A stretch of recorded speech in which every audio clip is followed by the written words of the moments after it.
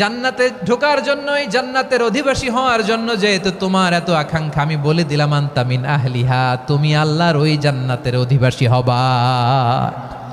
যাও উমায়ের, তুমি ওই জান্নাতের অধিবাসী, ওই জান্নাতে তুমি ঢুকবা, তুমি জান্নাতি।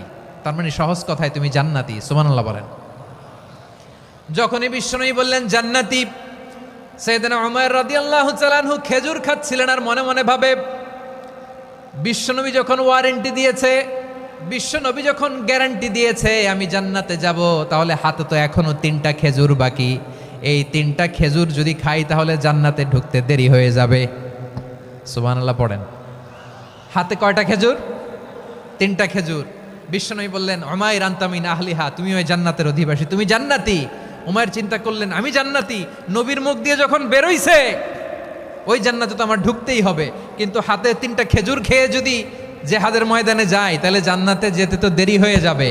এই চিন্তা আসা মাত্রই খেজুর 3টাকে তিনি ছুঁড়ে মারলেন, তলোয়ার বের করে আল্লাহু আকবার বলে বদরের ময়দানে ঝাঁপিয়ে পড়লেন। আল্লাহর শত্রুদেরকে কচুকাটা করে এক পর্যায়ে শাহাদাতের সুধা পেয়ে নিজেও জান্নাতি হয়ে গেলেন। পড়েন সুবহানাল্লাহ।